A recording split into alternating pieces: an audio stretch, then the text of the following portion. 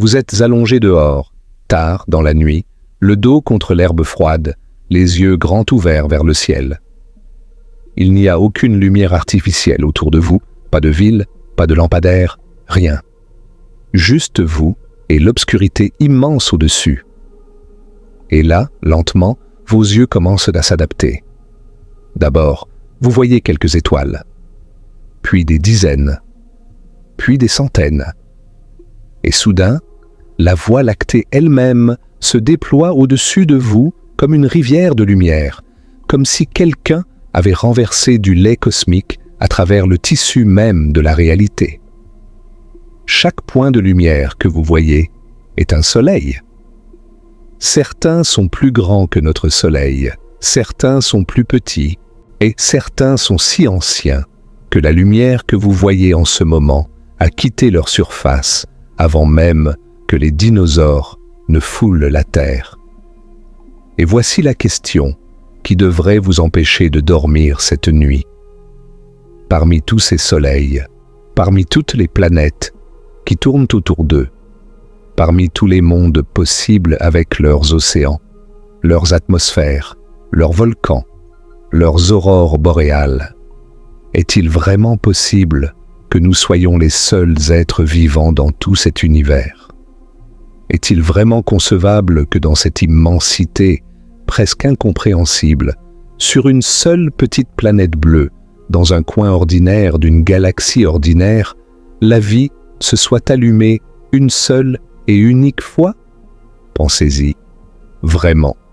Laissez cette idée pénétrer profondément dans votre esprit, parce que soit nous sommes seuls dans l'univers, soit nous ne le sommes pas. Et les deux possibilités sont absolument terrifiantes. Maintenant, imaginez autre chose. Imaginez que demain matin, vous vous réveillez, vous prenez votre téléphone et la première notification que vous voyez dit ceci. Signal confirmé. Origine extraterrestre. Conférence de presse mondiale à midi. Qu'est-ce que vous ressentiriez? De la peur? De l'excitation? De l'incrédulité? Un mélange de tout ça? Et maintenant, voici ce qui va vraiment vous secouer. Ce que je vais vous dire dans cette vidéo, c'est que quelque chose de très proche de ce scénario est peut-être déjà en train de se produire. Pas dans un film de science-fiction, pas dans un roman, il y a dans la vraie vie, dans les laboratoires, les observatoires et les agences spatiales du monde entier, où des découvertes ont été faites ces dernières années qui sont si profondes, si révolutionnaires, que même les scientifiques les plus prudents, les plus sceptiques, ceux qui ont passé toute leur carrière à dire que nous sommes probablement seuls, commencent à changer d'avis, et pas juste un peu, fondamentalement, radicalement, complètement. Avant d'aller plus loin, laissez-moi vous donner quelques faits qui vont préparer votre esprit pour ce voyage. Premier fait, il y a plus d'étoiles dans l'univers observable que de grains de sable sur toutes les plages de la Terre. On estime qu'il y a environ 2000 milliards de galaxies, chacune contenant des centaines de milliards d'étoiles. Le nombre total est un chiffre si astronomique que notre cerveau humain est littéralement incapable de le conceptualiser. Et deuxième fait, le télescope spatial James Webb, lancé en décembre 2021, a détecté des signatures atmosphériques sur des planètes en dehors de notre système solaire, qui étaient considérées comme impossibles il y a à peine 10 ans. Des molécules qui, sur Terre, ne sont produites que par des organismes vivants, ont été trouvées dans l'atmosphère de mondes lointains. Troisième fait, des scientifiques ont découvert des organismes sur notre propre planète qui survivent dans des conditions identiques à celles que l'on trouve sur Mars, sur Europa, une lune de Jupiter, et sur Encelade, une lune de Saturne. Des créatures microscopiques qui vivent sans lumière, sans oxygène, dans des températures extrêmes, sous des pressions écrasantes, dans de l'acide, dans des radiations qui tueraient n'importe quel être humain et en quelques secondes. Un quatrième fait. Le Pentagone des États-Unis a officiellement confirmé l'existence de phénomènes aériens non identifiés qui présentent des caractéristiques technologiques dépassant tout ce que l'humanité possède actuellement. Ce n'est pas une théorie du complot. Ce sont des déclarations officielles sous serment devant le Congrès américain. Cinquième fait. Une preuve mathématique suggère que si la vie peut émerger ne serait-ce qu'une seule fois dans un système planétaire, alors statistiquement, l'univers devrait être absolument rempli de civilisations, des milliers, des millions, peut-être des milliards. Et c'est là que le mystère devient vraiment profond. Parce que si tout cela est vrai, si les planètes habitables sont partout, si la vie est résistante et adaptable, si les chiffres sont si massivement en faveur de l'existence d'autres civilisations, alors une question hante la science depuis plus de 70 ans. Une question si simple et pourtant si dévastatrice qu'elle a résisté à tous les efforts pour y répondre. Cette question, c'est « Où sont-ils ? Où sont tous ces extraterrestres ? Pourquoi le ciel est-il si silencieux ? Pourquoi, malgré des décennies de recherche, n'avons-nous trouvé aucune preuve définitive d'une autre civilisation ? C'est ce qu'on appelle le paradoxe de Fermi, et c'est le cœur battant de tout ce que nous allons explorer ensemble. Mais je vous préviens, les réponses que la science moderne commence à formuler vont ébranler tout ce que vous pensiez savoir. Maintenant, si vous êtes nouveau sur cette chaîne, laissez-moi vous dire quelque chose. Ici, on ne survole pas les sujets, on plonge dedans, on descend dans les profondeurs, on retourne chaque pierre, on examine chaque angle, on pose les questions que personne d'autre n'ose poser. Et ce sujet en particulier, cette question de la vie extraterrestre, c'est peut-être le sujet le plus important que l'humanité ait jamais affronté. Alors avant qu'on aille plus loin, j'ai besoin que vous fassiez quelque chose. Écrivez un commentaire en ce moment même, juste un mot. Oui ou non. Pensez-vous que la vie extraterrestre existe ? Je veux voir ce que cette communauté pense avant que je commence à vous montrer les preuves. Et si vous n'êtes pas encore abonné, faites-le maintenant, parce que ce voyage va durer longtemps et vous ne voulez manquer aucune étape pour comprendre pourquoi les découvertes récentes sont si révolutionnaires. Il faut d'abord comprendre ce que nous croyions avant. Il faut comprendre l'ancienne histoire, le vieux paradigme, les vieilles hypothèses qui ont dominé la pensée scientifique pendant des décennies. Parce que vous ne pouvez pas apprécier l'ampleur d'une révolution si vous ne comprenez pas ce qui existait avant elle. L'humanité a toujours regardé les étoiles et s'est demandé si nous étions seuls. Cette question n'est pas nouvelle. Elle est aussi vieille que la conscience humaine elle-même. Il y a plus de 2000 ans, le philosophe grec Épicure écrivait qu'il serait absurde de penser que dans un champ infini, seul un grain de blé pousserait. Il parlait des mondes. Il croyait que l'univers contenait une infinité de mondes, certains avec des êtres vivants, d'autres sans. C'était une idée radicale pour son époque, mais elle est restée dans le domaine de la philosophie pure. Personne n'avait les outils pour vérifier. Des siècles plus tard, au XVIe siècle, un moine italien nommé Giordano Bruno a poussé cette idée encore plus loin. Il a affirmé que les étoiles étaient d'autres soleils, que d'autres planètes tournaient autour de ces soleils, et que ces planètes abritaient probablement d'autres formes de vie. Pour cette idée, entre autres raisons, il a été brûlé vif sur le bûcher en l'an 1600. L'Église catholique considérait cette vision comme une hérésie dangereuse. L'idée que la Terre n'était pas unique, que nous n'étions pas le centre de la création divine, était trop menaçante pour l'ordre établi. Puis est venue la révolution copernicienne. Nicolas Copernic, suivi de Galilée, de Kepler et finalement de Newton, a démontré que la Terre n'était pas le centre de l'univers. La Terre tournait autour du Soleil, pas l'inverse. C'était la première grande gifle à l'ego humain, la première fois que la science nous disait clairement que nous n'étions pas aussi spéciaux que nous le pensions. Mais même après Copernic, même après que nous ayons accepté que la Terre n'était qu'une planète parmi d'autres dans notre système solaire, la question de la vie extraterrestre restait largement dans le domaine de la spéculation. Nous n'avions tout simplement pas les moyens de chercher.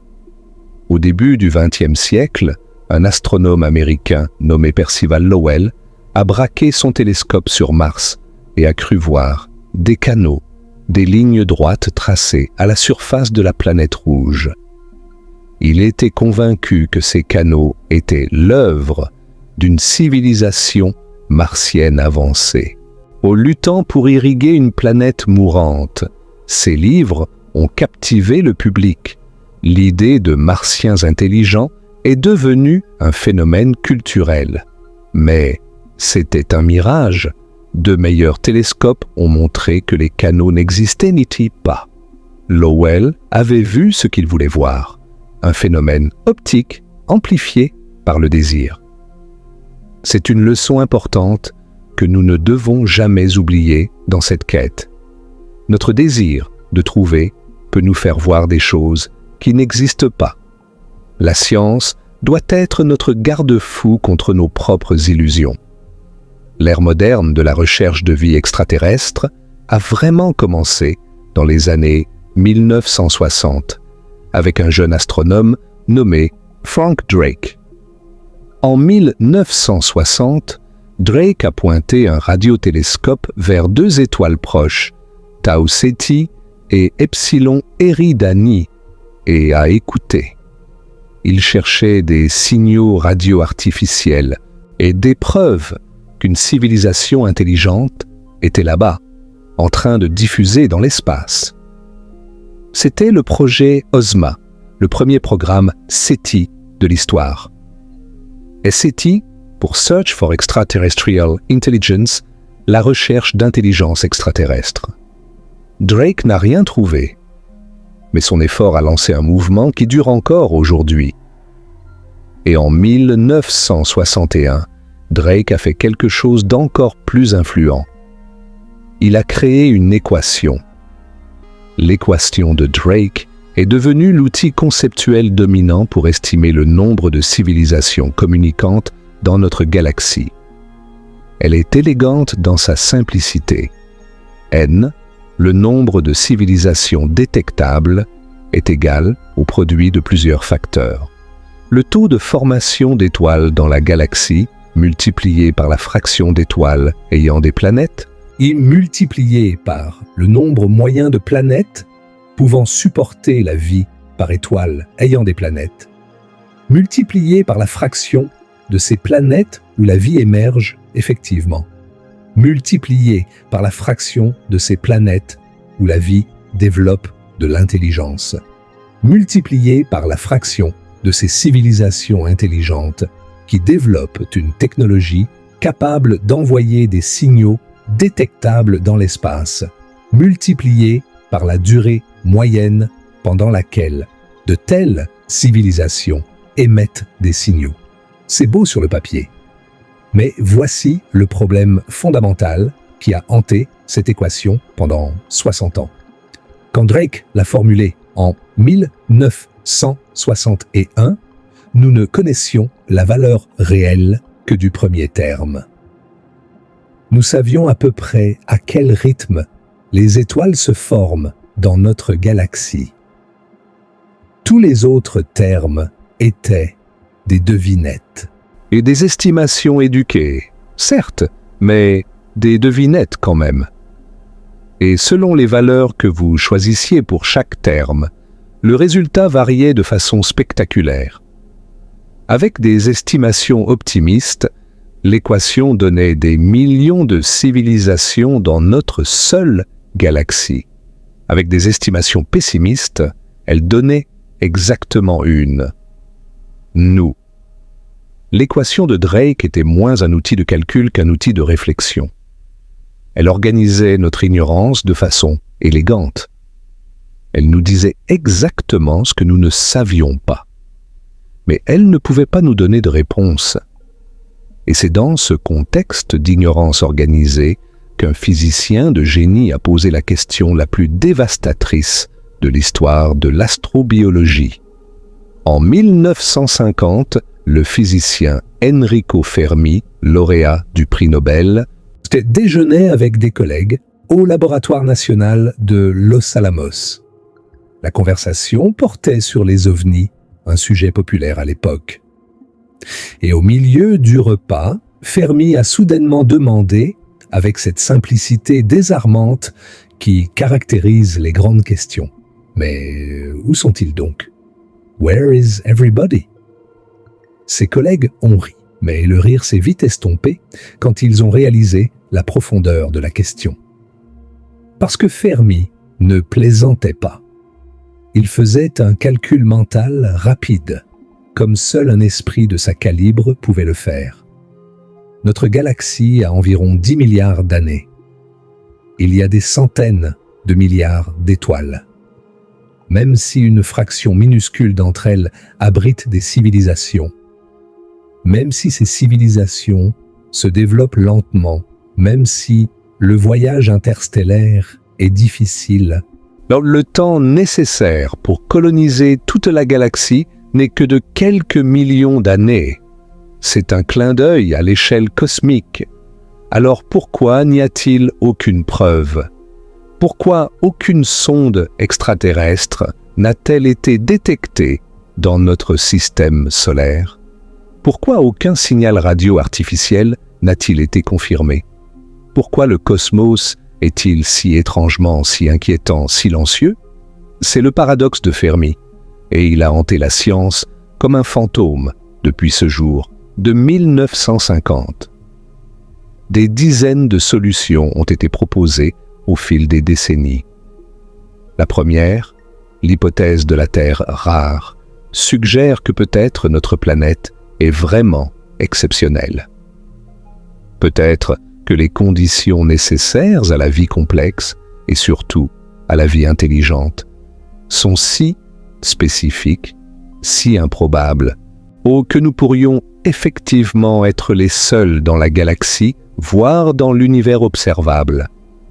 Cette hypothèse pointait du doigt notre grosse lune qui stabilise l'axe de rotation de la Terre, notre champ magnétique qui nous protège du vent solaire, Jupiter qui agit comme un aspirateur à comètes, nous protégeant des impacts, notre position dans la zone habitable galactique, loin du centre chaotique et loin des bords stériles. Peut-être, disaient ces scientifiques, chaque facteur réduit les probabilités et quand on les multiplie tous ensemble, le résultat est essentiellement zéro. La deuxième solution classique, c'est l'hypothèse du grand filtre, proposée par l'économiste Robin Hanson.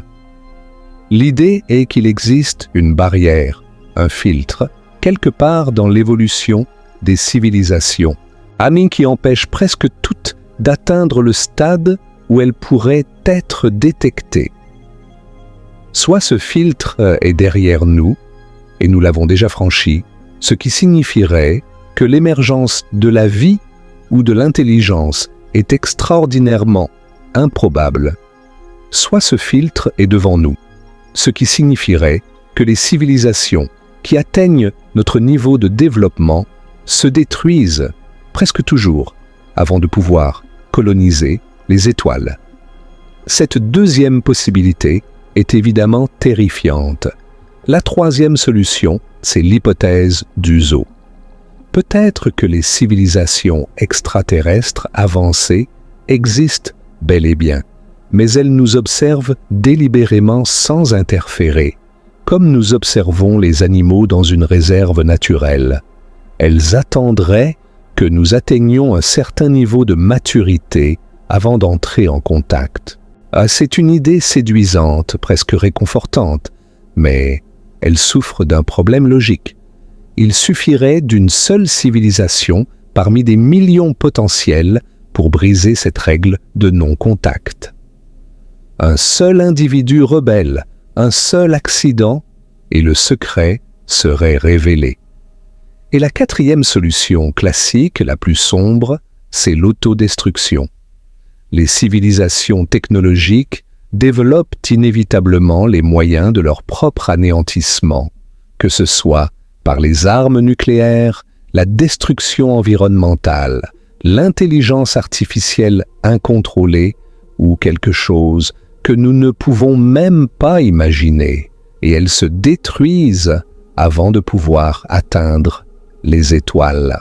Et la fenêtre de temps entre le développement de la technologie radio et l'autodestruction serait si courte que les chances de deux civilisations existant au même moment dans la même galaxie seraient infimes. Ces solutions ont dominé le débat pendant des décennies. Elles étaient les piliers de notre compréhension. Mais voici le problème. Elles étaient toutes construites sur des fondations d'ignorance. Nous n'avions pas de données réelles. Nous ne savions pas combien de planètes existaient. Nous ne savions pas à quel point la vie est résistante.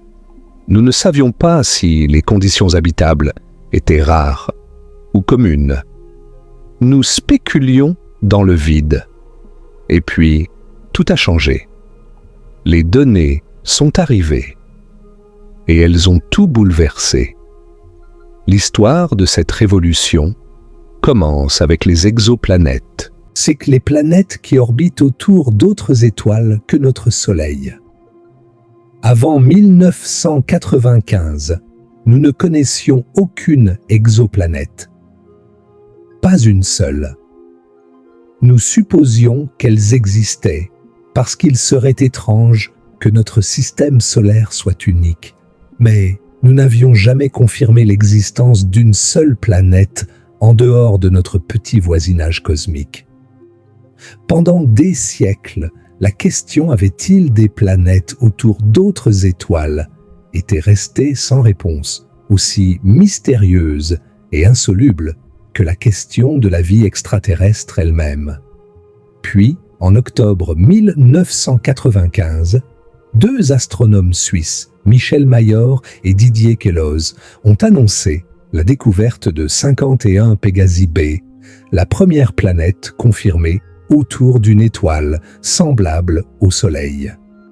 Cette découverte leur vaudrait le prix Nobel de physique en 2019. 51 Pégasi b était bizarre.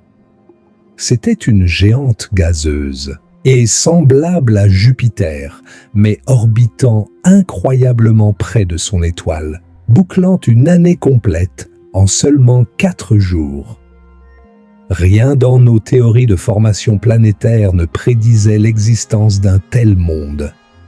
C'était notre premier indice que l'univers est bien plus créatif et surprenant dans la façon dont il fabrique des planètes que nous ne l'avions imaginé.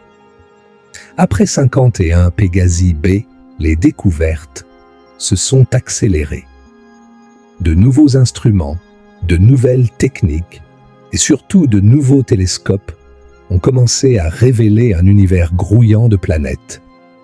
Mais le véritable tournant est venu avec le télescope spatial Kepler, lancé par la NASA en 2009. La mission de Kepler était simple en concept mais révolutionnaire dans ses implications. Le télescope devait observer une seule petite portion du ciel.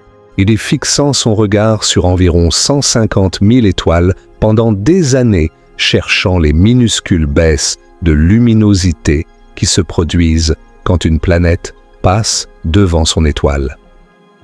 C'est ce qu'on appelle la méthode des transits. Et les résultats de Kepler ont stupéfié le monde scientifique. En quelques années, Kepler a découvert des milliers de planètes. Des géantes gazeuses, des géantes de glace, des super-terres, des mini-Neptunes, et oui, des planètes rocheuses de taille similaire à la Terre, certaines orbitant dans la zone habitable de leur étoile, cette bande dorée où la température permettrait à l'eau liquide d'exister en surface. Mais le plus important n'était pas les planètes individuelles, c'était la statistique. En extrapolant les données de Kepler à l'ensemble de la galaxie, et les astronomes sont arrivés à une conclusion stupéfiante. Il y a plus de planètes que d'étoiles dans notre galaxie. Pensez à ce que cela signifie. La Voie lactée contient entre 200 et 400 milliards d'étoiles. Et il y a encore plus de planètes. Les estimations les plus prudentes suggèrent qu'il y a au moins 100 milliards de planètes dans notre galaxie. Les estimations les plus généreuses vont bien au-delà. Et parmi elles, des milliards se trouvent dans la zone habitable de leur étoile. Pas des milliers, pas des millions, des milliards. Des milliards de mondes où, en théorie, l'eau pourrait couler, où les températures pourraient permettre la chimie complexe, où les conditions de base pour la vie telle que nous la connaissons pourraient exister. Et notre galaxie n'est qu'une parmi 2000 milliards de galaxies dans l'univers observable. Faites le calcul. Le nombre total de planètes potentiellement habitables dans l'univers observable est un chiffre si vertigineux qu'il défie toute compréhension humaine. Le premier terme inconnu de l'équation de Drake, la fraction d'étoiles ayant des planètes, n'est plus un mystère. La réponse est pratiquement toutes. Et le deuxième terme inconnu, le nombre de planètes habitables par système, est bien plus élevé que quiconque n'avait osé l'espérer. Parmi toutes les découvertes d'exoplanètes, certaines ont particulièrement enflammé l'imagination scientifique. Le système TRAPPIST-1, découvert en 2016 et caractérisé plus en détail en 2017, est peut-être le plus extraordinaire. À seulement 40 années-lumière de nous, à une distance cosmiquement insignifiante, une petite étoile naine rouge abrite 7 planètes de taille terrestre. 7.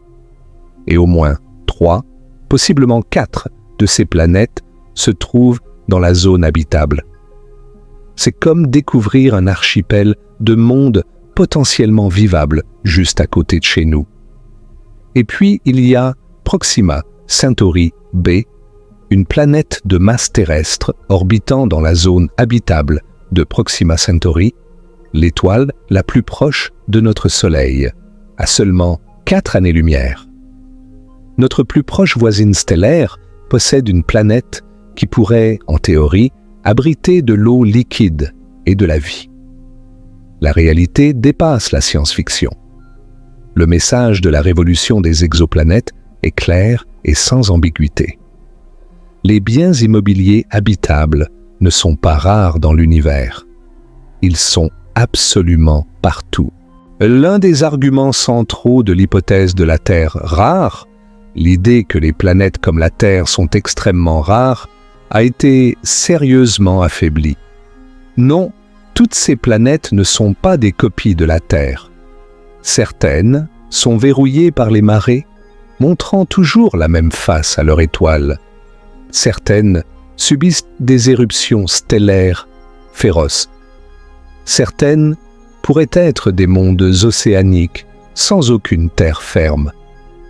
Mais le simple fait qu'il y en ait autant, que les opportunités pour la vie soient si astronomiquement nombreuses, change fondamentalement le calcul. Et puis est arrivé le télescope qui allait tout changer une fois de plus. Le télescope spatial James Webb, le JWST, a été lancé le jour de Noël 2021, après des décennies de développement et des milliards de dollars d'investissement. Oh, c'est l'instrument scientifique le plus puissant et le plus complexe jamais construit par l'humanité. Son miroir primaire de 6,5 mètres, plaqué or, déployé dans l'espace comme un origami cosmique, collecte la lumière infrarouge avec une sensibilité sans précédent. Et l'une de ses capacités les plus révolutionnaires pour notre quête, c'est sa capacité à analyser la composition atmosphérique des exoplanètes. La technique s'appelle la spectroscopie de transit.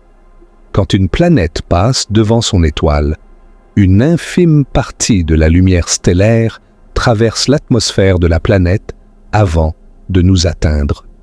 Chaque molécule dans cette atmosphère absorbe la lumière à des longueurs d'onde spécifiques, laissant une empreinte chimique unique comme une empreinte digitale moléculaire. En analysant cette lumière filtrée avec une précision extraordinaire, le JWST peut nous dire quels gaz sont présents dans l'atmosphère d'un monde situé à des dizaines ou des centaines d'années-lumière. C'est presque magique quand on y pense. Nous pouvons littéralement renifler l'air d'un autre monde sans jamais quitter notre système solaire. Et les premiers résultats du JWST ont été électrisants. L'une des observations les plus discutées concerne K2-18b, une exoplanète environ 8 fois plus massive que la Terre, orbitant dans la zone habitable d'une étoile naine rouge à environ 120 années-lumière de nous. En septembre 2023, une équipe dirigée par Niku Madhusudan de l'université de Cambridge a annoncé que le JWST avait détecté du dioxyde de carbone et du méthane dans l'atmosphère de K2-18b, ainsi que des indices préliminaires métantalisants de la présence de sulfure de diméthyle. Et c'est ce dernier composé qui a fait trembler la communauté scientifique. Parce que sur Terre, le sulfure de diméthyle est produit exclusivement par des organismes vivants. C'est un sous-produit du métabolisme de certaines bactéries marines et du phytoplancton. Il n'existe aucun processus géologique ou chimique connu qui le produise en quantité significative. Si cette détection est confirmée, et c'est un grand si crucial, elle pourrait être la première preuve indirecte de biologie sur un autre monde. Soyons clairs, la détection n'est pas encore confirmée avec certitude. Le signal du sulfure de diméthyle est à la limite de ce que le JWST peut mesurer avec confiance. Des observations supplémentaires sont nécessaires. Ok, il est possible que des processus chimiques inconnus, des réactions que nous n'avons pas encore étudiées, puissent produire ce composé sans biologie. La science exige de la prudence. Mais ce qui est significatif, ce qui est historiquement remarquable, c'est que pour la première fois dans l'histoire humaine, nous avons un instrument capable de poser la question directement. Pas la question « y a-t-il des planètes ?» Pas la question « y a-t-il de l'eau ?» mais la question « y a-t-il de la vie ?» Et nous commençons à obtenir des réponses qui, même si elles ne sont pas encore définitives, pointent dans une direction extraordinaire. Le JWST ne s'est pas arrêté à K2-18b. Il a analysé l'atmosphère de nombreuses exoplanètes, révélant une diversité chimique que nous n'avions jamais imaginée. Des mondes avec des atmosphères riches en dioxyde de carbone. Des mondes avec des nuages de silicates, de la pluie de pierres précieuses. Des planètes dont l'atmosphère contient des combinaisons de gaz qui, sur Terre, ne pourraient coexister qu'en présence de vie pour les renouveler constamment. Chaque observation ajoute une pièce au puzzle, et le puzzle commence à former une image qui dit que la chimie de la vie n'est peut-être pas un accident rare, mais une conséquence presque inévitable de la physique et de la chimie universelle. Mais voici ce qui rend cette histoire encore plus extraordinaire. Nous n'avons même pas besoin de regarder aussi loin. Certaines des découvertes les plus bouleversantes concernent notre propre système solaire, notre propre arrière-cour cosmique, et elles suggèrent que la vie pourrait exister En ce moment même, à quelques centaines de millions de kilomètres de nous. Commençons par Mars, la planète qui a toujours hanté notre imagination. Pendant longtemps, Mars semblait être un monde mort. Froid, aride, bombardé par les radiations, avec une atmosphère si mince qu'elle serait irrespirable pour n'importe quel organisme terrestre. Les missions Viking de 1976, les premières à se poser sur Mars avec l'objectif explicite de chercher de la vie, avaient donné des résultats ambigus. L'une des 3 expériences biologiques à bord des atterrisseurs, l'expérience de libération marquée, avait en fait donné un résultat positif.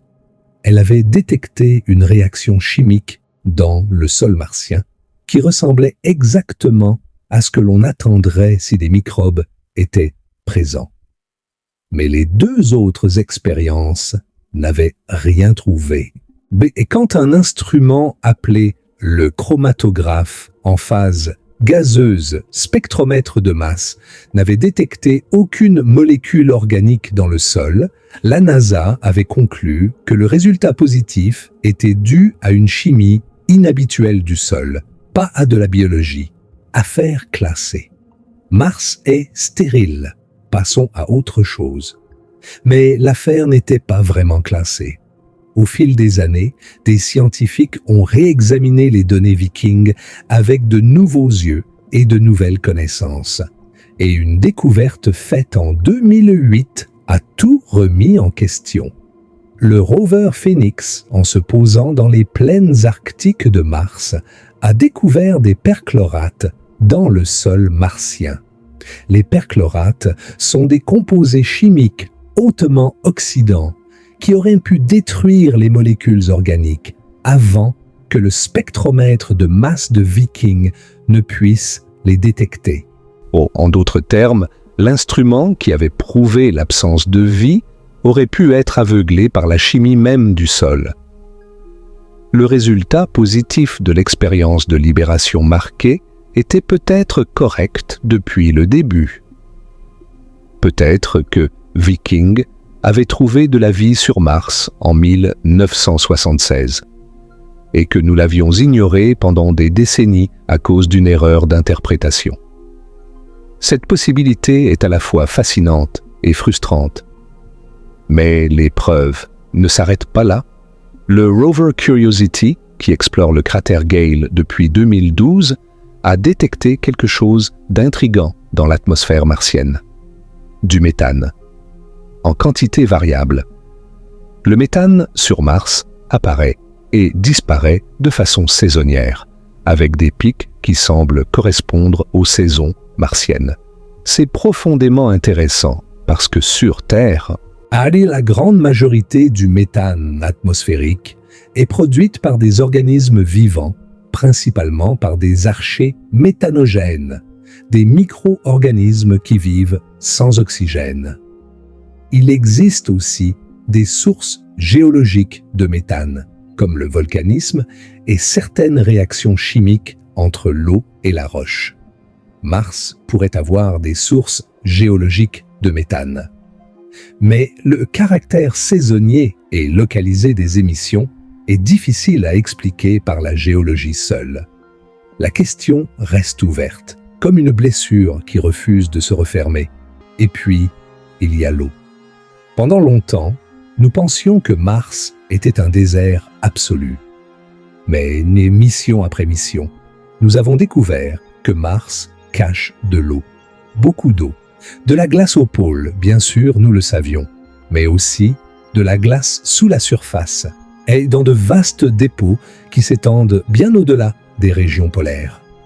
Et en 2018, le radar de la sonde Mars Express de l'ESA a détecté ce qui semble être un lac d'eau liquide sous la calotte glaciaire du pôle sud de Mars. Un lac souterrain. De l'eau liquide, maintenue liquide par la pression et possiblement par la salinité existant sous la surface de Mars en ce moment même.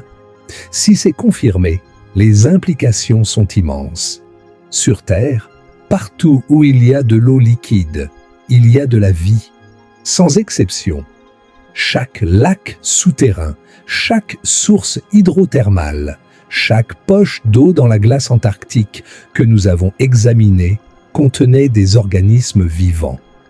La question est, la même règle s'applique-t-elle à Mars? Le rover Perseverance, qui a atterri dans le cratère G0 en février 2021, est en train de collecter des échantillons qui pourraient enfin nous donner la réponse. G0 a été choisi parce qu'il abritait autrefois un lac alimenté par une rivière, il y a environ 3,5 milliards d'années. Si la vie a jamais existé sur Mars, les sédiments de ce lac ancien sont l'un des meilleurs endroits pour en trouver des traces fossiles. Les échantillons sont scellés dans des tubes, déposés à la surface, en attente d'une future mission de retour d'échantillons qui les ramènera sur Terre pour une analyse dans les laboratoires les plus sophistiqués du monde. Ces tubes pourraient contenir la réponse à l'une des plus grandes questions de l'histoire. Ils pourraient contenir les premières preuves de vie extraterrestre. Mais Mars n'est qu'un début. Déplaçons notre regard vers les confins les plus lointains de notre système solaire, vers les lunes glacées des planètes géantes, où des découvertes récentes ont révélé des mondes que nous n'aurions jamais imaginés comme habitables. Europa, la 4e lune de Jupiter, par sa taille, un monde de glace d'à peine 3100 km de diamètre. Vu de l'extérieur, Europa ressemble à une boule de billard fissurée, sa surface de glace striée de lignes rougeâtres et brunes, comme les veines d'un œil injecté de sang. Mais sous cette coquille de glace, probablement à quelques kilomètres sous la surface, se cache un océan global d'eau liquide salée. Un océan qui contient plus d'eau que tous les océans de la Terre combinés. Pensez à cela. Plus d'eau que sur toute la Terre, cachée sous la surface glacée d'une lune de Jupiter. Comment est-ce possible? Comment de l'eau liquide peut-elle exister si loin du Soleil, dans un endroit si froid que la température de surface est d'environ moins 170 degrés Celsius? La réponse est le chauffage par marée. Europa orbite autour de Jupiter, la plus massive planète de notre système solaire. La gravité de Jupiter est colossale et elle tire et comprime Europa de façon rythmique à chaque orbite, comme si un géant pétrissait une boule de pâte. Cette déformation constante génère de la chaleur par friction interne, suffisamment pour maintenir un océan liquide sous la glace. C'est un mécanisme de chauffage complètement différent de celui de la Terre, qui dépend principalement de la chaleur solaire. Europa nous enseigne que la zone habitable d'un système stellaire est bien plus large que la simple bande orbitale où la lumière de l'étoile peut maintenir l'eau liquide en surface. La vie n'a pas besoin d'une étoile pour avoir de l'eau liquide. Elle a juste besoin de la gravité. Le télescope spatial Hubble a observé ce qui semble être des panaches d'eau jaillissant de la surface d'Europa, des geysers qui projettent de l'eau de l'océan souterrain à travers les fissures de la glace et dans l'espace. Si ces panaches sont confirmés, ils offrent une opportunité extraordinaire. on pourrait potentiellement analyser la composition de l'océan d'Europa sans même avoir à percer la glace. Il suffirait de voler à travers un panache et de capturer les gouttelettes. Et c'est exactement l'une des choses glitcheuses que la mission Europa Clipper de la NASA est conçue pour faire. Europa Clipper, lancée en octobre 2024, est en route vers Jupiter et arrivera vers 2030. Elle effectuera des dizaines de survols rapprochés d'Europa, utilisant un ensemble d'instruments sophistiqués pour cartographier la surface, mesurer l'épaisseur de la glace, analyser la composition de l'océan et chercher des signes de conditions habitables ou même de vie elle-même. C'est l'une des missions les plus ambitieuses et les plus importantes de l'histoire de l'exploration spatiale. Et si Europa est fascinante, Encelade est peut-être encore plus extraordinaire. Cette petite lune de Saturne, d'à peine 500 km de diamètre, a été considérée comme un monde sans intérêt avant l'arrivée de la sonde Cassini dans le système saturnien en 2004. Mais en 2005, Cassini a fait une découverte qui a stupéfié les scientifiques. Des geysers spectaculaires jaillissaient du pôle sud d'Encelade, projetant des panaches d'eau glacée dans l'espace avec une telle force que les particules alimentaient un des anneaux de Saturne. Encelade, cette minuscule lune, avait un océan souterrain, et cet océan fuyait dans l'espace. Cassini a fait ce que la science fait de mieux. Elle est allée voir de plus près. La sonde a traversé les panaches à plusieurs reprises, analysant leur composition avec ses instruments. Et ce qu'elle a trouvé était époustouflant. De l'eau, du sel, des molécules organiques, des grains de silice nanométriques, Un signe certain d'activité hydrothermale au fond de l'océan.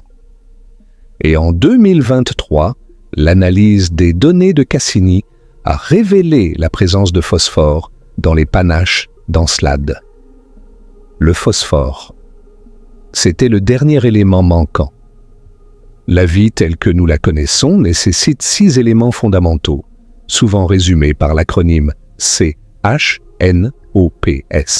Carbone, hydrogène, azote, oxygène, phosphore et soufre. Tous les 6 ont maintenant été détectés sur Encelade. Cette petite lune possède de l'eau liquide, de la chaleur, de la chimie organique et tous les éléments nécessaires à la vie. Certains scientifiques considèrent aujourd'hui qu'Encelade est l'endroit le plus habitable du système solaire après la Terre. Et il y a plus, beaucoup plus, l'activité hydrothermale confirmée au fond de l'océan d'Encelade est d'une importance capitale. Sur Terre, les sources hydrothermales au fond des océans, ces cheminées fumantes qui crachent de l'eau brûlante chargée de minéraux, sont des oasis de vie. Des écosystèmes entiers prospèrent autour de ces évents, complètement indépendants de la lumière solaire, tirant leur énergie de la chimie de la Terre elle-même. Ces communautés comprennent des vers tubicoles géants, des crevettes aveugles, des bactéries chimiolithotrophes et bien d'autres organismes. Et beaucoup de scientifiques pensent que c'est dans de tels environnements que la vie est née sur Terre il y a environ 4 milliards d'années. Si Encelade a des sources hydrothermales similaires, avec de l'eau chaude, des minéraux, des composés organiques et toute la chimie nécessaire, alors la question n'est plus de savoir si Encelade pourrait supporter la vie. Et la question est pourquoi la vie n'y serait-elle pas? Continuons notre tour des mondes potentiellement habités. Titan, la plus grande lune de Saturne, est un monde si étrange qu'il défie l'imagination. Titan est le seul corps du système solaire, autre que la Terre, à posséder des lacs, et des mers stables de liquide en surface. Mais ces lacs ne sont pas faits d'eau. Ils sont faits de méthane et d'éthane liquide. Titan a une atmosphère épaisse, plus épaisse que celle de la Terre, composée principalement d'azote avec du méthane, et cette atmosphère est le siège d'une chimie organique d'une complexité stupéfiante. Des molécules complexes se forment constamment dans les couches supérieures de l'atmosphère, bombardées par les ultraviolets du Soleil, et retombent sur la surface comme une pluie de composés organiques.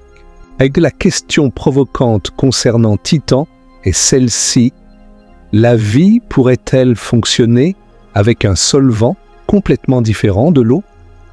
L'eau est le solvant universel de la biochimie terrestre. Mais certains scientifiques ont théorisé que le méthane liquide pourrait jouer un rôle similaire, permettant une biochimie totalement différente de tout ce que nous connaissons. La vie sur Titan, si elle existe, serait si fondamentalement différente de la vie terrestre que nous pourrions avoir du mal à la reconnaître. C'est une pensée vertigineuse. La NASA a prévu une mission extraordinaire vers Titan, appelée Dragonfly. C'est un drone, un quadricoptère, qui sera déployé dans l'atmosphère épaisse de Titan et volera d'un site à l'autre, analysant la chimie de surface et cherchant des signes d'une biochimie prébiotique ou même vivante. De voler sur Titan sera plus facile que sur Terre, grâce à l'atmosphère plus dense et la gravité plus faible.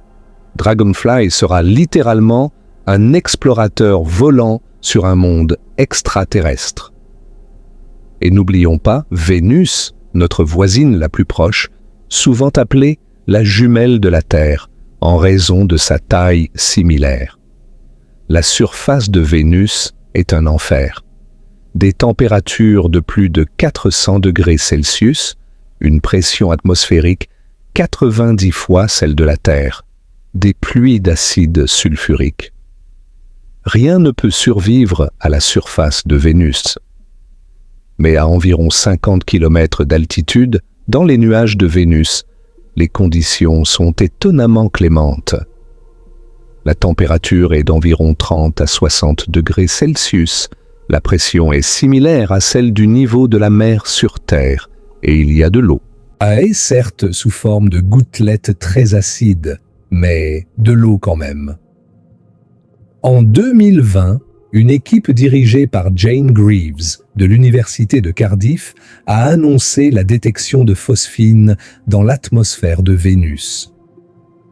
La phosphine est un gaz qui, sur Terre, est produit soit industriellement, soit par des organismes anaérobies.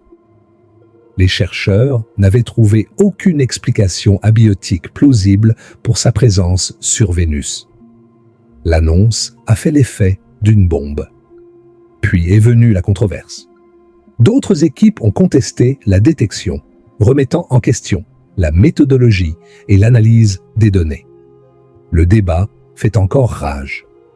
La phosphine pourrait être là, mais en quantité plus faible que ce qui avait été initialement annoncé, ou elle pourrait être le résultat de processus géochimiques que nous ne comprenons pas encore.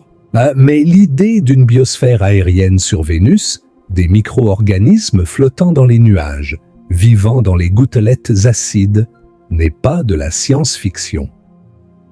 C'est une hypothèse scientifique légitime qui est activement étudiée. Ce que toutes ces découvertes, Mars, Europa, Encelade, Titan, Vénus, nous enseignent collectivement est quelque chose de profond. La zone habitable n'est pas une mince bande autour d'une étoile. L'habitabilité est un spectre, un continuum qui s'étend bien au-delà de ce que nous avions imaginé. La vie n'a pas besoin d'un jardin d'Éden. Elle a besoin de liquide, d'énergie et de chimie. Et ces trois ingrédients se trouvent dans une variété ahurissante d'environnements à travers notre système solaire et au-delà. Et cette leçon est renforcée de façon spectaculaire par ce que nous avons découvert sur notre propre planète. Parce que les organismes les plus étranges, les plus résistants, les plus improbables que nous ayons jamais rencontrés ne vivent pas dans des galaxies lointaines. Ils vivent ici, sur Terre, dans des endroits où la vie ne devrait pas exister. On les appelle les extrémophiles, les amoureux de l'extrême, et ils ont complètement démoli nos hypothèses sur les limites de la vie. Commençons par les tardigrades, aussi connus sous le nom d'oursons d'eau. Ces créatures microscopiques, mesurant à peine un demi-millimètre, sont peut-être les animaux les plus résistants de l'histoire de la vie sur Terre. Les tardigrades peuvent survivre à des températures allant de moins 272 degrés Celsius, en soit 1 degré au-dessus du zéro absolu, jusqu'à plus 150 degrés Celsius. Ils peuvent survivre à des pressions 6000 fois supérieures à la pression atmosphérique. Ils peuvent survivre au vide de l'espace. Ils peuvent supporter des doses de radiation des centaines de fois supérieures à la dose létale pour un être humain. Ils peuvent se déshydrater presque complètement, perdant 97% de leur eau, et rester dans cet état de suspended animation pendant des décennies, puis revenir à la vie quand on les réhydrate. On a exposé des tardigrades à l'espace nu, sans aucune protection, fixés à l'extérieur d'un satellite, et ils ont survécu. Ce sont des créatures qui semblent avoir été conçues pour survivre dans l'espace. Mais les tardigrades ne sont que le début. Il y a Deinococcus radiodurans. Aucune bactérie surnommée Conan, la bactérie par les scientifiques, capable de survivre à des doses de radiation 3000 fois supérieures à celles qui tueraient un être humain. Son secret est un système de réparation de l'ADN extraordinairement efficace. Quand son ADN est brisé en centaines de morceaux par la radiation, elle le reconstitue en quelques heures, comme un puzzle qui se remet en place tout seul. Il y a les bactéries qui vivent dans les entrailles de la Terre, à des kilomètres sous la surface, dans des roches où aucune lumière n'a jamais pénétré, où les températures atteignent 120 degrés Celsius, où la pression est écrasante. Ces micro-organismes de la biosphère profonde tirent leur énergie non pas du Soleil, mais de réactions chimiques entre l'eau et la roche. Or, ils vivent si lentement que certains ne se divisent qu'une fois tous les 10 000 ans. Mais ils vivent. Il y a les champignons radiotrophes, découverts en 2007 à l'intérieur du réacteur nucléaire de Tchernobyl. Ces champignons noirs ne fuient pas les radiations, ils s'en nourrissent. Grâce à un pigment appelé mélanine, similaire à celui qui colore notre peau, ils convertissent les radiations gamma en énergie chimique, un processus parfois appelé radiosynthèse, analogue à la photosynthèse, mais utilisant les radiations nucléaires au lieu de la lumière visible. Il y a des organismes qui vivent dans des environnements d'une acidité extrême, comme les eaux des mines acides de Rio Tinto en Espagne, où le pH est si bas que les métaux se dissolvent. Et il y a des microbes qui prospèrent dans l'eau bouillante des sources hydrothermales de Yellowstone. Il y a des poissons et des invertébrés qui vivent au fond de la fosse des Mariannes, à 11 km sous la surface de l'océan, sous une pression qui écraserait un sous-marin en acier. Il y a la vie dans le désert d'Atacama au Chili, le lieu le plus sec de la Terre, un analogue martien utilisé par la NASA pour tester ses instruments de détection de vie. Certaines parties de l'Atacama n'ont pas reçu de pluie mesurable depuis des millions d'années. Et pourtant, des micro-organismes vivent à l'intérieur des roches, dans les pores microscopiques du sel et du gypse, extrayant l'humidité de l'air lui-même. Il y a la vie dans les lacs gelés de l'Antarctique, sous des centaines de mètres de glace, dans une obscurité perpétuelle, puis dans des eaux si salées qu'elles ne gèlent pas malgré des températures largement en dessous de zéro. Et voici la leçon. Chaque fois, absolument chaque fois que les scientifiques ont dit que la vie ne peut pas exister ici, ils ont eu tort. Chaque environnement extrême que nous avons exploré, chaque lieu que nous pensions stérile, quand nous avons regardé d'assez près avec les bons outils, nous avons trouvé de la vie. La vie est incroyablement, obstinément, farouchement adaptable. Elle s'accroche dans les coins les plus improbables. Elle invente de nouvelles façons de tirer de l'énergie de son environnement. Elle refuse catégoriquement de mourir. Et cette résilience, cette créativité biologique change profondément notre calcul sur la probabilité de vie ailleurs. Si la vie peut prospérer dans un réacteur nucléaire, dans l'acide pur, et dans le vide de l'espace, sous des kilomètres de roches, dans des eaux à 120 degrés, alors pourquoi pas dans les océans d'Europa? Pourquoi pas dans les geysers d'Encelade? Pourquoi pas dans les nuages de Vénus? Pourquoi pas dans le sous-sol de Mars? Pourquoi pas sur d'innombrables mondes à travers la galaxie? Prenons un moment ici pour respirer et apprécier où nous en sommes dans cette histoire. Nous sommes passés de l'idée que la vie nécessite des conditions très spécifiques à la réalisation que la vie peut survivre pratiquement partout. Nous sommes passés de l'ignorance totale sur les exoplanètes à la certitude qu'il y a des milliards de mondes potentiellement habitables rien que dans notre galaxie. Bon, nous avons un télescope qui peut analyser l'atmosphère de planètes lointaines et qui a déjà détecté des molécules associées à la vie. Et nous avons plusieurs mondes dans notre propre système solaire avec des océans souterrains, de la chimie organique et toutes les conditions nécessaires à la biologie.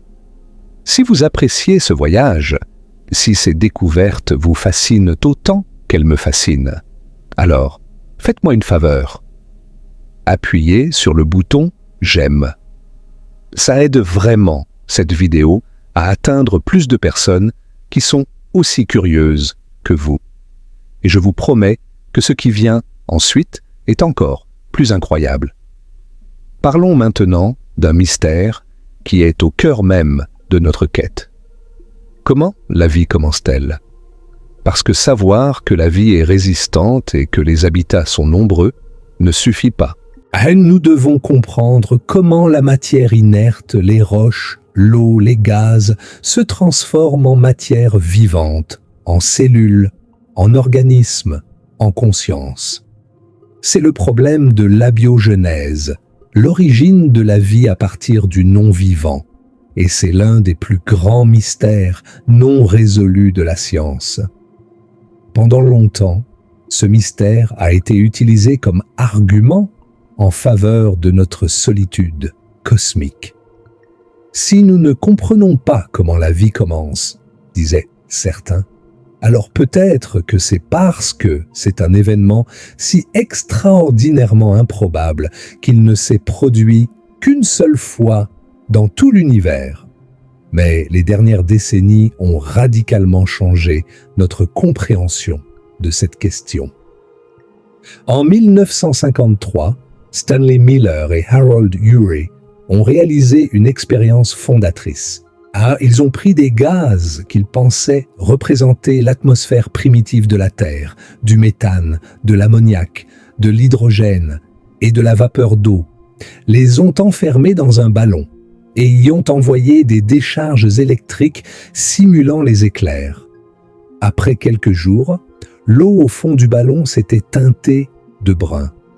L'analyse a révélé la présence de plusieurs acides aminés, les briques de construction des protéines, les molécules fondamentales de la vie.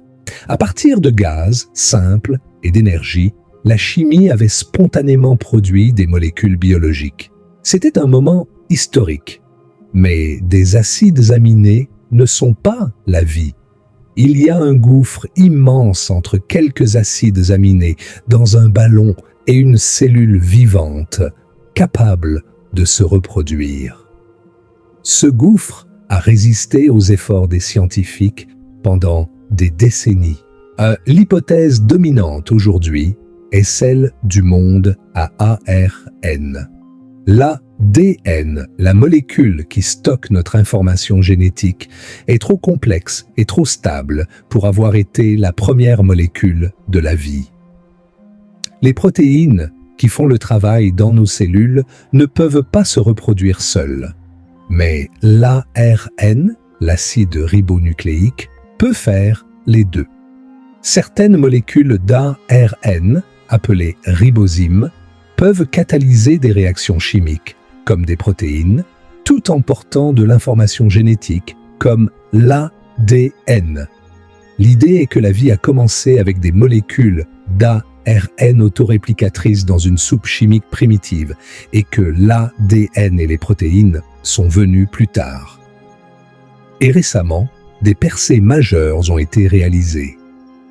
Des chimistes ont créé en laboratoire des systèmes d'ARN capables de se copier eux-mêmes et avec des mutations et une forme primitive de sélection naturelle. Ce n'est pas encore de la vie, mais ce sont les premiers pas reconnaissables vers la vie. Des expériences ont montré que les briques de construction de l'ARN peuvent se former spontanément dans des conditions qui existaient probablement sur la Terre primitive, dans des sources hydrothermales, dans des étangs chauds soumis à des cycles d'humidité et de sécheresse, et même dans l'espace sur des grains de poussière interstellaires.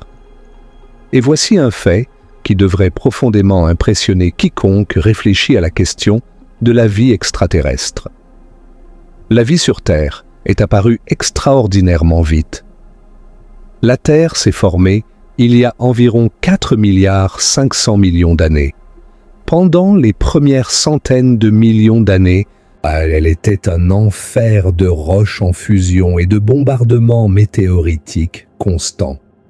Ce n'est que vers 4 milliards d'années qu'elle s'est suffisamment refroidie pour avoir des océans stables.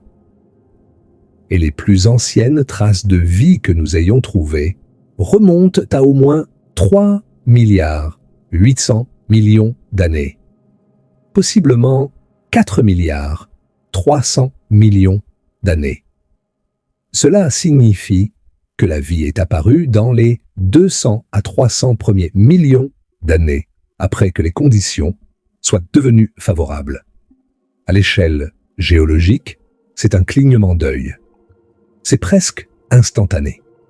La vie n'a pas attendu. Dès que les conditions l'ont permis, elle a émergé. Ce que cela implique est profond. Si la vie avait mis des milliards d'années à apparaître sur Terre, on pourrait argumenter que c'est un événement hautement improbable qui ne s'est produit que par chance après d'innombrables essais. Mais le fait qu'elle soit apparue si rapidement suggère fortement le contraire. Cela suggère que l'émergence de la vie est un processus relativement facile, presque inévitable, quand les conditions chimiques sont réunies. Si c'est vrai, si la vie émerge facilement, et si les conditions favorables sont répandues dans l'univers, comme nous le savons maintenant, alors la vie devrait être partout. Il y a aussi la question de la panspermie, l'idée que la vie pourrait se propager d'une planète à l'autre, voire d'un système stellaire à l'autre. Nous savons que des roches peuvent être éjectées d'une planète par un impact d'astéroïdes et voyager à travers l'espace pour atterrir sur une autre planète. Là où nous avons trouvé des météorites martiennes sur Terre, des morceaux de Mars qui ont traversé l'espace et sont tombés sur notre planète. Et nous savons que des organismes comme les tardigrades et certaines bactéries formant des spores peuvent survivre aux conditions de l'espace pendant de longues périodes. La panspermie ne résout pas le problème de l'origine de la vie. Elle ne fait que le déplacer, mais elle suggère que la vie pourrait se répandre beaucoup plus facilement que nous ne le pensions. Une seule planète où la vie émerge pourrait ensemencer tout un système stellaire et potentiellement, sur de longues échelles de temps, même des systèmes voisins. Le tableau qui émerge de toutes ces découvertes est radicalement différent de ce que les scientifiques pensaient il y a seulement 20 ou 30 ans. La vieille vue était pessimiste. La vie est fragile, les planètes habitables sont rares, la biogenèse est presque impossible et nous sommes probablement seuls ou presque seuls. La nouvelle vue, soutenue par des données réelles plutôt que par des suppositions, est profondément optimiste. La vie est résistante, les planètes habitables sont partout. La chimie de la vie est universelle, la biogenèse est rapide. Et la question n'est plus de savoir si la vie existe ailleurs, mais où et quand nous la trouverons.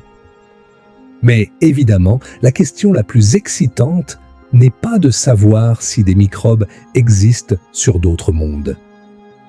La question qui enflamme vraiment l'imagination est celle-ci. Y a-t-il quelqu'un d'intelligent là-bas? Quelqu'un qui regarde les étoiles comme nous le faisons? Quelqu'un qui se pose la même question. Et c'est ici que la science moderne a développé de nouvelles façons de chercher, des méthodes qui vont bien au-delà du vieux paradigme SETI d'écouter les signaux radio. La recherche moderne de vie intelligente se divise en deux grandes catégories, les biosignatures et les technosignatures. Les biosignatures sont des signes indirects de vie, pas nécessairement intelligente, dans l'atmosphère ou la surface d'une planète. L'oxygène est une biosignature classique. Sur Terre, l'oxygène atmosphérique est presque entièrement le produit de la photosynthèse. Sans vie, notre atmosphère perdrait son oxygène en quelques millions d'années, car il réagirait avec les roches et les minéraux. La détection d'oxygène dans l'atmosphère d'une exoplanète, en combinaison avec d'autres gaz comme le méthane, créerait un déséquilibre chimique qui ne peut être maintenu que par la biologie. C'est ce qu'on appelle un déséquilibre thermodynamique, et c'est l'un des signes les plus fiables de vie que nous puissions chercher à distance. Les technosignatures sont des signes de technologie, des indices qu'une civilisation intelligente existe ou a existé. Cela va au-delà des signaux radio. Les scientifiques cherchent maintenant des signes de pollution industrielle dans les atmosphères d'exoplanètes, des gaz comme les chlorofluorocarbones qui ne peuvent être produits que par une civilisation technologique.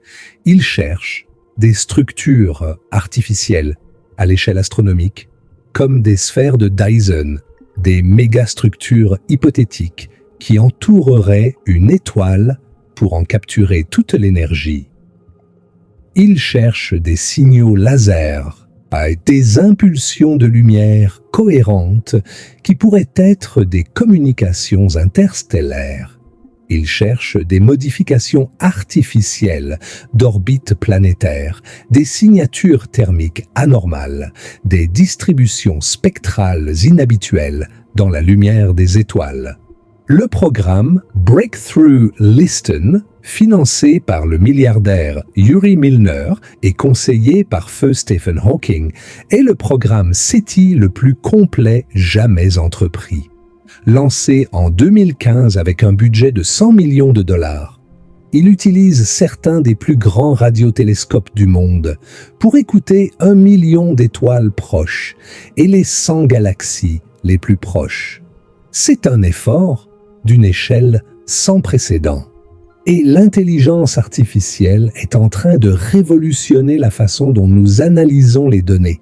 Et les algorithmes de machine learning peuvent trier des pétaoctets de données radio et identifier des signaux inhabituels que les analystes humains auraient-ils pu manquer. En 2020, un algorithme d'apprentissage automatique a redécouvert un signal intrigant dans les données de Breakthrough Listen, un signal provenant de la direction de Proxima Centauri, notre plus proche voisine stellaire. Ce signal, baptisé BLC1, présentait les caractéristiques d'un signal artificiel. Une bande passante étroite, une fréquence qui dérivait d'une façon cohérente avec un émetteur situé sur une planète en mouvement. L'excitation a été énorme. Mais après des mois d'analyse rigoureuse, le signal a été attribué à une interférence terrestre, probablement un oscillateur dans un appareil électronique quelque part près du télescope. C'était décevant, mais le processus lui-même était remarquable. Il a montré que nos outils et nos méthodes s'améliorent constamment. Et il y a le projet Galileo, dirigé par l'astrophysicien Avi Loeb de l'Université de Harvard. Le projet Galileo est différent de SETI de façon fondamentale. Au lieu de chercher des signaux radio ou lumineux, il cherche des objets physiques, des artefacts extraterrestres dans notre système solaire ou même dans notre atmosphère. Loeb a installé un réseau de télescopes et de capteurs conçus pour observer le ciel avec une rigueur scientifique et détecter des objets inhabituels. L'idée est simple mais audacieuse. Si des civilisations extraterrestres existent ou ont existé, elles ont peut-être envoyé des sondes, des déchets ou d'autres objets physiques qui pourraient se trouver dans notre voisinage. Au lieu de supposer que le contact sera radio, cherchons toutes les formes possibles de preuves.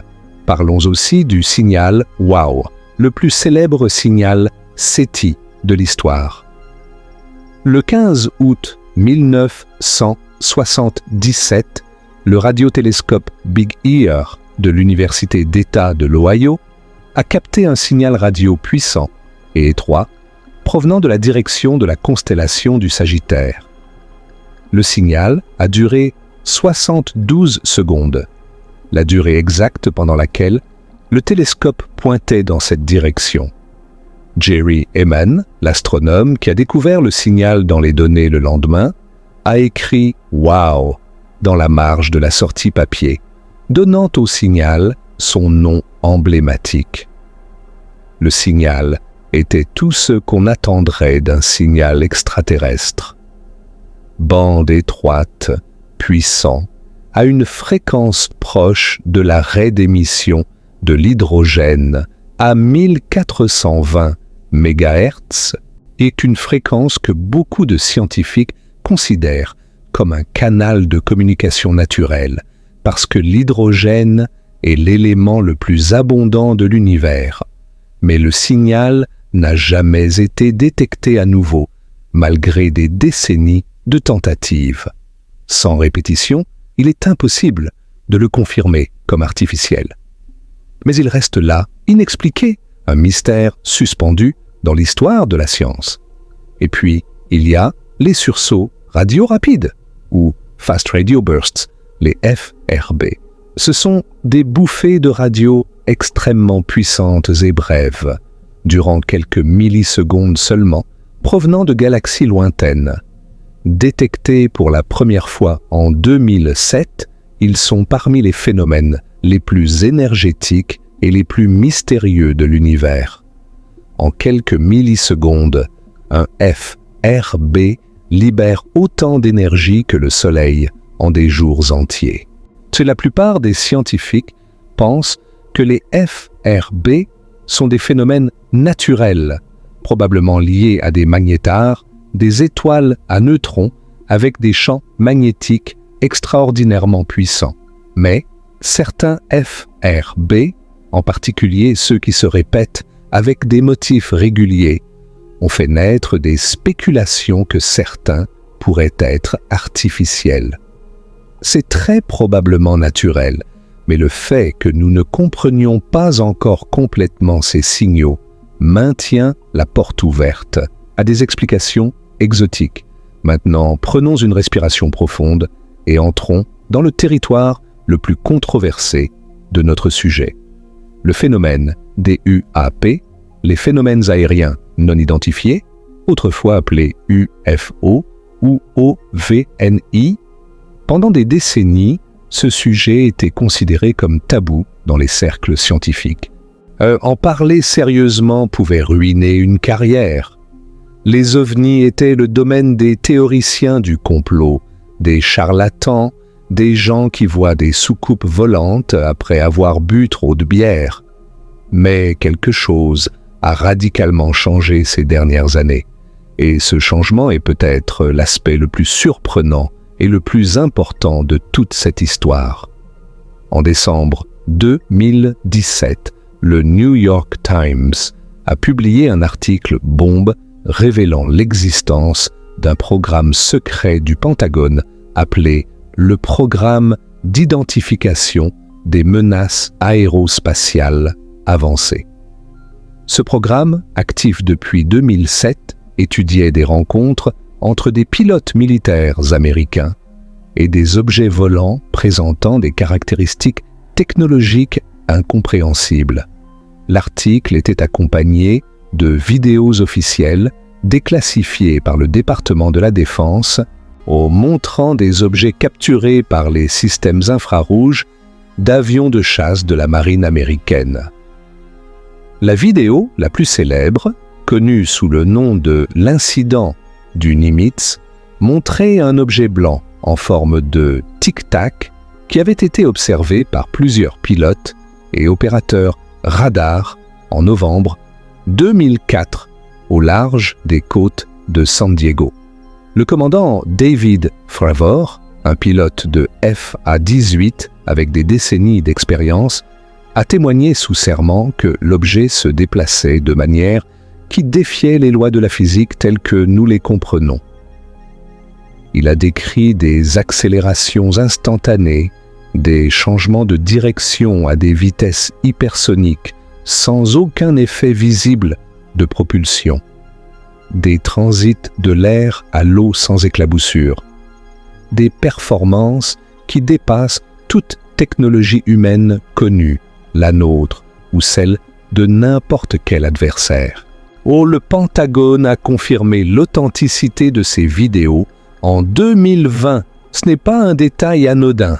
Le département de la Défense des États-Unis d'Amérique a officiellement confirmé que ces objets sont réels, qu'ils ne sont pas des artefacts de capteurs ou des erreurs humaines, et qu'ils n'ont pas pu être identifiés comme appartenant à une technologie américaine ou étrangère connue.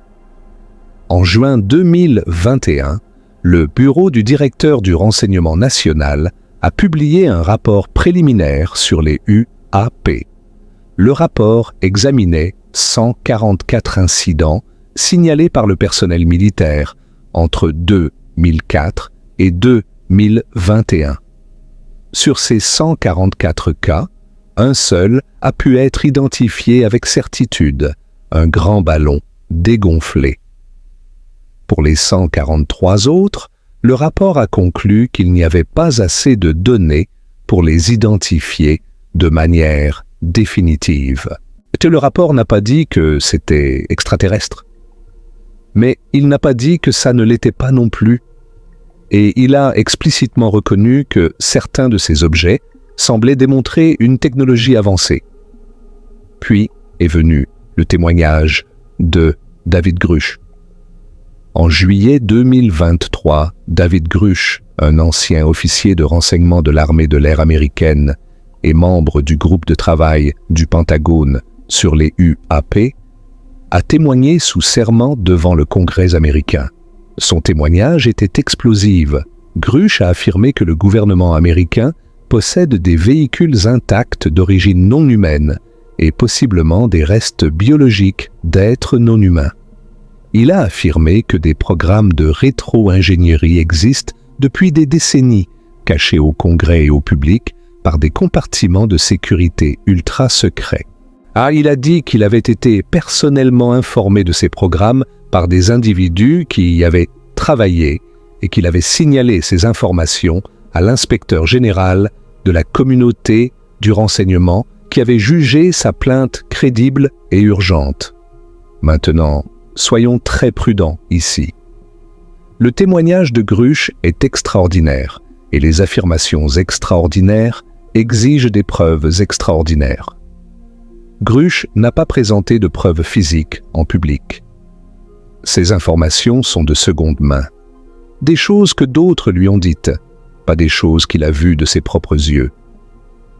Il est possible qu'il ait été induit en erreur, intentionnellement ou non. Il est possible que les personnes qui l'ont informé aient exagéré ou mal interprété ce qu'elles savaient.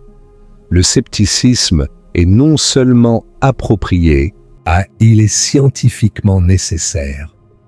Mais ce qui est remarquable, ce n'est pas tant les affirmations spécifiques de Grusch que le contexte dans lequel elles se produisent.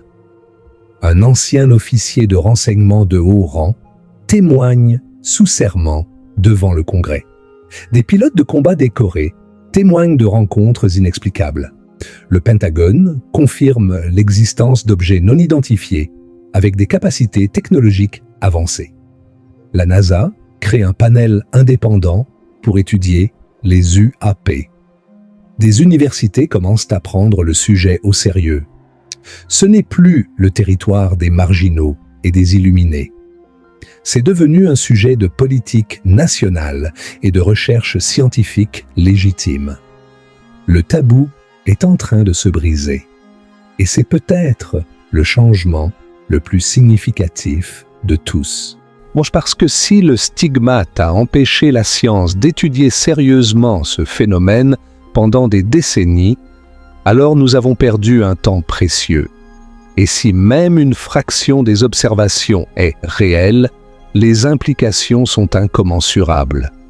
La NASA a publié les conclusions de son panel indépendant sur les UAP en septembre 2023. Le panel, composé de 16 experts de divers domaines scientifiques, a recommandé que la NASA joue un rôle actif dans l'étude des UAP en utilisant ses capacités scientifiques et technologiques. Le panel a souligné le manque de données de haute qualité comme le principal obstacle à la compréhension de ces phénomènes et a appelé à une approche systématique et rigoureuse de la collecte de données. La NASA a nommé un directeur de la recherche sur les UAP, signalant son engagement à prendre le sujet au sérieux. Ce qu'il faut retenir de tout cela, ce n'est pas nécessairement que des extraterrestres nous visitent. C'est peut-être le cas, ou peut-être pas. Ce qu'il faut retenir, c'est que la science est enfin prête à poser la question sérieusement, avec les bons outils, la bonne méthodologie et sans le stigmate qui a paralysé la recherche pendant si longtemps. Et parlant d'objets mystérieux, il y a un visiteur interstellaire qui a traversé notre système solaire en 2017 et qui continue de faire parler de lui des années plus tard. Son nom est Oumuamua, un mot hawaïen signifiant éclaireur ou messager venu de loin. C'est le premier objet interstellaire jamais détecté dans notre système solaire, et il est si étrange que les scientifiques ne savent toujours pas quoi en penser. Oumuamua a été découvert en octobre 2017 par le télescope Pan-STARRS à Hawaï. Il se déplaçait trop vite pour être lié gravitationnellement au Soleil, ce qui signifie qu'il venait de l'extérieur de notre système solaire. Les premières observations ont révélé un objet extraordinairement bizarre. Sa forme était extrêmement allongée, environ 10 fois plus long que large, un rapport de dimension jamais vu pour un astéroïde ou une comète connue. Il tournait sur lui-même de façon chaotique, basculant dans l'espace comme une bouteille lancée en l'air. Et surtout, il n'avait pas de queue cométaire. Pas de halo de gaz et de poussière, rien de visible autour de lui. Il semblait être un objet solide et sec, ce qui est étrange pour un objet venant des confins glacés d'un autre système stellaire. Ah, mais le mystère le plus profond est apparu quand les astronomes ont calculé sa trajectoire avec précision. Oumuamua accélérait. Pas beaucoup, mais de façon mesurable. Il s'éloignait du Soleil plus vite que ce que la gravité seule pouvait expliquer. Pour une comète, c'est normal. Le dégazage, la sublimation de la glace chauffée par le Soleil, produit une poussée qui peut modifier la trajectoire. Mais Oumuamua n'avait pas de queue visible, pas de coma, aucun signe de dégazage. Alors d'où venait cette accélération supplémentaire ? C'est cette question qui a conduit l'astrophysicien Avi Loeb de l'université de Harvard à proposer une hypothèse provocante. Et si Oumuamua n'était pas un objet naturel ? Et si c'était un artefact technologique, une voile lumineuse ultra mince poussée par la pression de radiation du Soleil ? Une voile lumineuse expliquerait l'accélération non gravitationnelle sans dégazage. Elle expliquerait la forme inhabituelle. Et elle serait cohérente avec le projet Breakthrough Starshot, un véritable projet humain visant à envoyer des voiles lumineuses, miniatures, vers Alpha Centauri. Si nous envisageons cette technologie, pourquoi une civilisation plus avancée ne l'aurait-elle pas déjà déployée ? La communauté astronomique a largement rejeté l'hypothèse de Loeb. Des explications naturelles ont été proposées. Peut-être que Oumuamua était un morceau de glace d'hydrogène, invisible mais capable de dégazer. Peut-être qu'il était fait de glace d'azote arrachée à la surface d'un objet semblable à Pluton, dans un autre système stellaire. Mais chaque explication naturelle a ses propres problèmes. Et la glace d'hydrogène serait instable sur de longues périodes. La glace d'azote ne correspond pas parfaitement aux observations. Aucune explication, naturelle ou artificielle, ne rend compte de toutes les propriétés observées de façon satisfaisante. Ce qui est certain, c'est que Oumuamua nous a enseigné quelque chose d'important. Les objets interstellaires traversent régulièrement notre système solaire. Avant Oumuamua, nous n'avions jamais détecté un tel objet simplement parce que nous n'avions pas les outils pour le faire. Maintenant que nous savons quoi chercher, nous en trouverons d'autres. En fait, un deuxième objet interstellaire, la comète 2I/Borisov, a été détecté en 2019. Contrairement à Oumuamua, Borisov ressemblait à une comète parfaitement normale avec une queue et un dégazage visible. Ce qui, ironiquement, a rendu Oumuamua encore plus bizarre par contraste. Si les objets interstellaires typiques ressemblent à Borisov, alors qu'est-ce que Oumuamua ? Le futur observatoire verra C. Rubin, avec son télescope de grand champ capable de cartographier le ciel entier en quelques nuits, devrait détecter plusieurs objets interstellaires par an. Parmi eux, il y en aura peut-être un autre aussi bizarre que Oumuamua. Et cette fois, nous serons prêts. Nous aurons le temps de l'observer en détail. Peut-être même d'envoyer une sonde à sa rencontre. Maintenant, changeons de registre. Passons de l'observation à la théorie. Parce que certaines des idées les plus fascinantes et les plus troublantes sur la vie extraterrestre ne viennent pas des télescopes, mais des mathématiques et de la philosophie. L'une des plus terrifiantes est la théorie de la forêt sombre. Cette idée a été popularisée par l'écrivain chinois Liu Cixin dans sa trilogie du problème à 3 corps, mais elle repose sur un raisonnement logique rigoureux. Imaginez l'univers comme une forêt sombre. Chaque civilisation est un chasseur armé, se déplaçant silencieusement entre les arbres. La forêt est si vaste et si sombre que les chasseurs ne peuvent pas se voir directement. Ils ne savent pas combien d'autres chasseurs sont présents ni quelles sont leurs intentions. Dans cet environnement, la logique dicte une stratégie de survie très simple: restez silencieux. Ne révélez jamais votre position. Parce que si un autre chasseur vous entend, et si ce chasseur est plus puissant que vous, ou simplement paranoïaque, il pourrait décider de vous éliminer préventivement. Pas par malice, mais par prudence.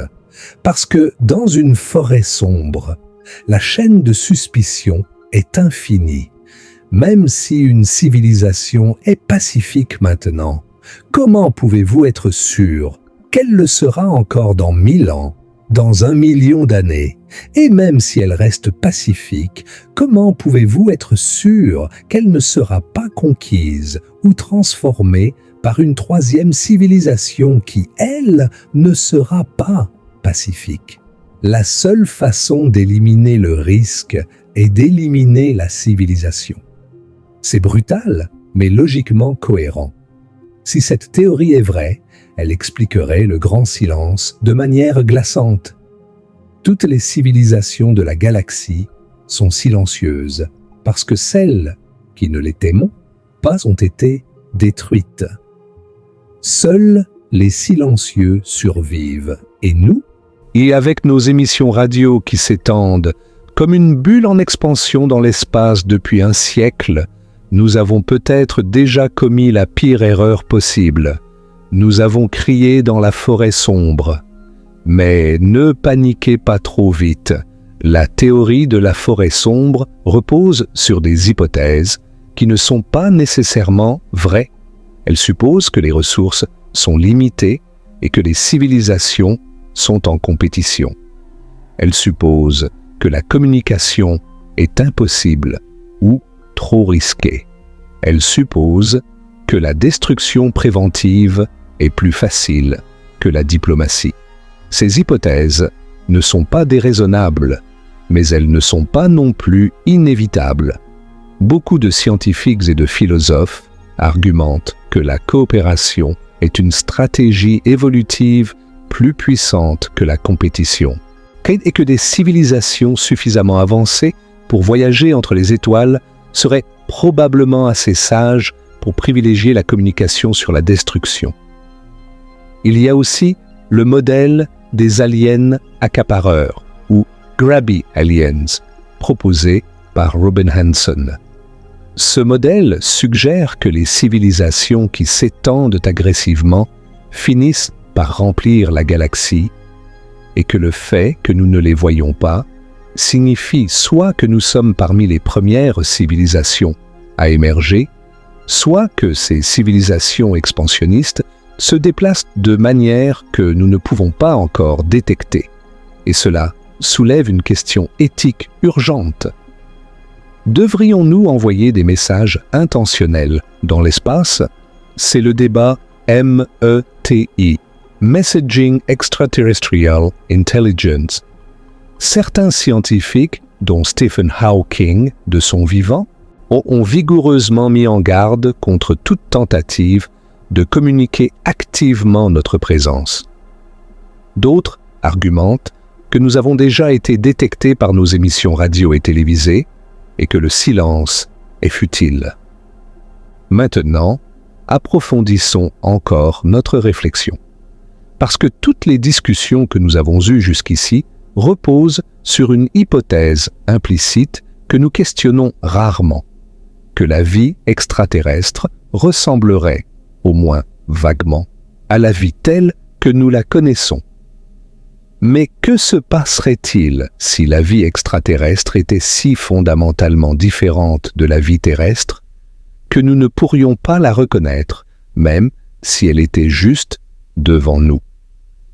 C'est ce que les scientifiques appellent le chauvinisme carboné. Toute la vie sur Terre est basée sur le carbone. Le carbone est un élément extraordinairement polyvalent, capable de former 4 liaisons chimiques et de créer une variété presque infinie de molécules complexes. L'eau est notre solvant universel. L'ADN est notre support d'information génétique. Mais est-ce la seule chimie capable de supporter la vie? Le silicium, l'élément juste en dessous du carbone dans le tableau périodique, peut aussi former 4 liaisons. Il est abondant dans l'univers. Certains scientifiques ont théorisé une biochimie basée sur le silicium, bien que le silicium soit moins versatile que le carbone et que ses composés soient généralement moins stables. Mais dans des conditions très différentes de celles de la Terre, à des températures et des pressions différentes, avec des solvants différents, une biochimie silicique pourrait peut-être fonctionner. Et c'est là que les choses deviennent vraiment étranges. Des physiciens ont modélisé la possibilité de formes de vie dans des environnements que nous considérons comme les plus hostiles à la vie dans le plasma. Les plasmas sont des gaz ionisés, le 4e état de la matière omniprésent dans l'univers. Les étoiles sont faites de plasma.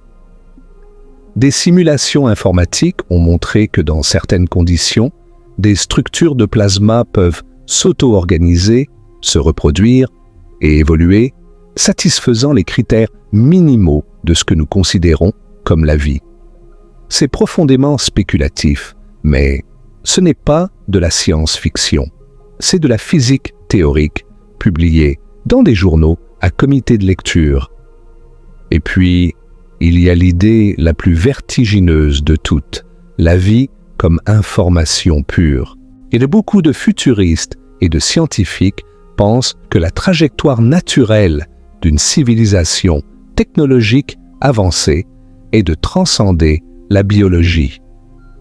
Au lieu de rester des êtres de chair et de sang, une civilisation suffisamment avancée pourrait numériser sa conscience, transférer ses esprits dans des ordinateurs et devenir une civilisation post-biologique. Si c'est le cas, ces civilisations ne ressembleraient pas du tout à ce que nous imaginons quand nous pensons aux extraterrestres.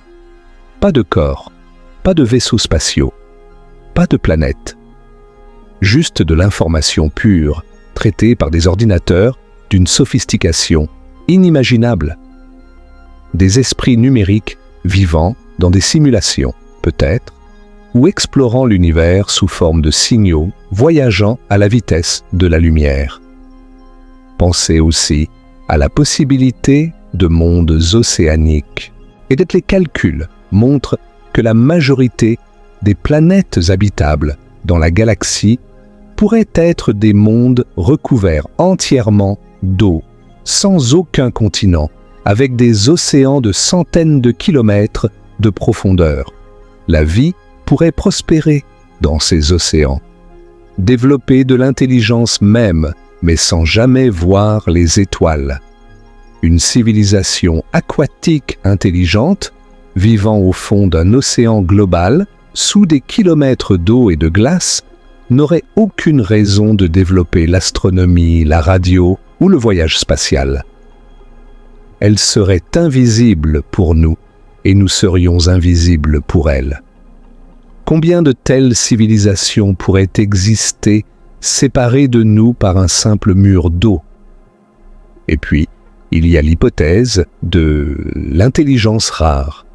Peut-être que la vie simple, les microbes, les bactéries, les organismes unicellulaires, est extrêmement commune dans l'univers, mais que le saut vers l'intelligence est extraordinairement improbable. Sur Terre, la vie microbienne est apparue presque immédiatement, mais il a fallu environ 2 milliards d'années pour que les cellules eucaryotes, les cellules complexes avec un noyau, apparaissent. Puis encore 1 milliard d'années pour la multicellularité. Puis encore des centaines de millions d'années pour l'intelligence. Chaque étape pourrait être un goulot d'étranglement statistique. La Terre a peut-être eu une chance extraordinaire. Peut-être que l'univers est un jardin luxuriant de vie microbienne, mais un désert d'intelligence. Le concept du grand filtre, dont nous avons parlé brièvement plus tôt, mérite maintenant une exploration beaucoup plus approfondie. Et parce que c'est peut-être l'idée la plus importante pour l'avenir de l'humanité dans tout ce que nous avons discuté. Le grand filtre est un concept proposé par l'économiste Robin Hanson en 1996. L'idée est simple, mais profonde. Si l'univers est plein de planètes habitables, si la chimie de la vie est universelle, si les conditions sont favorables partout, alors pourquoi ne voyons-nous aucune civilisation avancée colonisant la galaxie? Quelque chose doit empêcher les civilisations d'atteindre ce stade. Ce quelque chose est le grand filtre, une barrière si difficile à franchir que presque aucune civilisation n'y parvient. La question cruciale est: où se trouve ce filtre? Derrière nous ou devant nous? Si le filtre est derrière nous, cela signifie que l'une des étapes que nous avons déjà franchies, l'émergence de la vie, l'apparition des cellules complexes, la multicellularité, l'intelligence, la technologie, est extraordinairement improbable. Nous avons gagné à la loterie cosmique. Nous sommes les survivants, les rares élus qui ont franchi la barrière. Et le silence de l'univers s'explique simplement. Personne d'autre n'a eu autant de chance que nous.